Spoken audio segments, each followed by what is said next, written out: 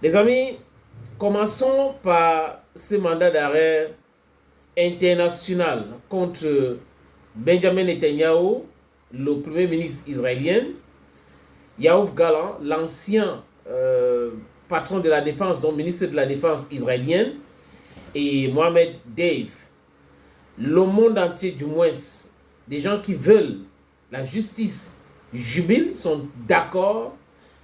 L'Union européenne ne devrait pas contester, donc ils sont d'accord et ils disent qu'ils vont faire respecter cela. Il y a, comment il s'appelle, Joseph Borrell, je crois qu'il y a quelqu'un qui veut participer, je vais prendre la personne. Joseph Borrell a dit aussi que il faut participer, il faut activer cela, il faut respecter la décision de la Cour pénale internationale. C'est ce qu'il faut faire, les amis. Benjamin Netanyahu ne peut pas penser que lui, il est intouchable. Il peut faire comme bon lui semble et personne n'a le droit de l'interpeller. Et quand on l'interpelle, qu'est-ce qu'il dit? Il dit c'est l'antisémitisme. Donc il parle du racisme contre le peuple de son pays. Les amis, ça n'a rien à voir avec tout cela.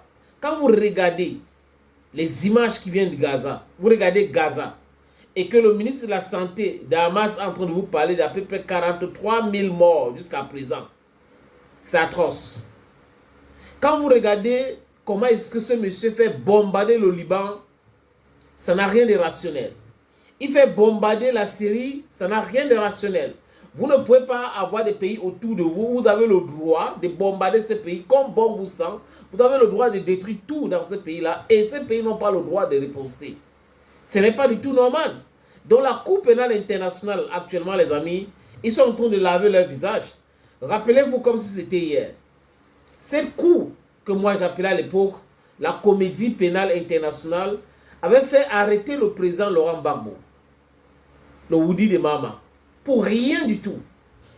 Les gens ont comploté contre l'État de la Côte d'Ivoire à travers Blaise Compaoré de Burkina Faso, Jacques Chirac en France et après Nicolas Sarkozy pour amener le désordre en Côte d'Ivoire. Ils ont saccagé la Côte d'Ivoire, déstabilisé l'État de la Côte d'Ivoire et dans leur petite tête, la musique qui jouait ça, on peut déstabiliser, mais vous n'avez pas le droit de riposter. Mais l'État ivoirien était représenté par Laurent Gbagbo. Il avait donc le droit en tant que chef de l'État de défendre son pays. He did just that. Et qu'est-ce qui s'est passé? La France de Nicolas Sarkozy, les États-Unis de Barack Hussein Obama. As an African, Barack Obama to me is a disgrace.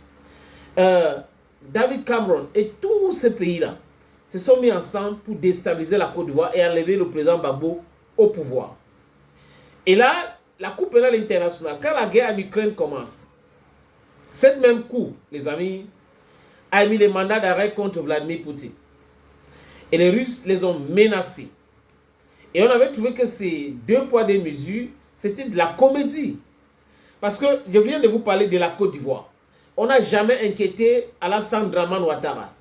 Ce qu'on n'a jamais inquiété Ouattara, ce qu'on n'a jamais inquiété Sarkozy, qui a bombardé le palais présidentiel ivoirien.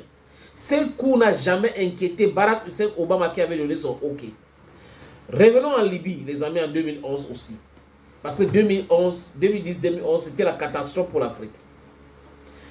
On a vu les pays de l'OTAN attaquer la Libye pour rien. Absolument pour rien. Juste parce qu'ils veulent reconforter leur hégémonie et que Muammar Kadhafi, à cette époque-là, était en train de planifier la libération économique de l'Afrique. Donc il fallait en découdre avec lui. Ils ont tout fait pour éliminer Muammar Kadhafi, les amis. Il a été éliminé comme ça, tel un malpropre, comme si c'était un brigand. Et qui était l'instigateur? Nicolas Sarkozy, celui-là qui a mangé l'argent des Libyens. Barack Hussein Obama, Hillary Clinton, David Cameron. Jusqu'à là où je vous parle, la Cour pénale internationale n'a jamais émis un mandat d'arrêt contre Nicolas Sarkozy, contre David Cameron, contre Barack Hussein Obama, contre Hillary Clinton. Voilà des gens, des responsables de saccage en Libye. Voilà les gens qui ont détruit la Libye. It's on record. Les archives sont là. Certainement un jour, un vrai président en Libye va ouvrir ces archives-là. Les amis, donc on avait compris ce coup-là. Ça avait été créé hein, pour embastiller le peuple africain, pour déhumaniser le peuple du Sud global. L'Irak, rentrons même en arrière. La deuxième guerre d'Irak, où George Bush a menti pour aller détruire un pays. Il a utilisé le général Colin Powell. Et avec l'ancien premier ministre britannique à cette époque-là, les amis, ils sont allés détruire l'Irak. Plus de 1 million de gens sont morts. On n'a pas vu l'homme de commencement de la justice dite internationale. Et cette cour, soi-disant pénale internationale, était là. Les juges étaient là, ils ont observé tout ce que ces gars-là ont fait en Irak. Il dit près de 1 million de personnes sont mortes en Irak. Oui. Et George Bush vient aujourd'hui dire quoi? Que vraiment, c'était un problème de renseignement. Le renseignement se trompait. C'est pour cette raison qu'il y a eu ce qu'il y a eu. Vraiment, ils se sont trompés. Donc, ils se sont trompés. Et 1 million de personnes ont disparu. Ils se sont trompés aussi en Afghanistan. Et vous avez vu le nombre de personnes qui sont tombées sur les balles. Voilà, c'est une façon drôle de se tromper. Et aujourd'hui, la Cour pénale internationale essaye de se laver la face et tout ça pour essayer de dire le droit. Et je dis encore, félicitations, congratulations to the South African president, Cyril Ramaphosa. Congratulations to Naledi Pandor. Congratulations to all of them. Congratulations. Congratulations to them. That is what we want for Africa. Voyez les amis. C'est grâce aussi à l'Afrique du Sud en partie que la Cour pénale internationale était obligée de réagir parce qu'on les a mis devant leurs responsabilités. Vous nous parlez de droit international. Vous nous parlez de droit international à longueur du jour. Vous chantez droit international, droit international, droit international. Mais quand ça concerne les autres, c'est là où ça s'applique.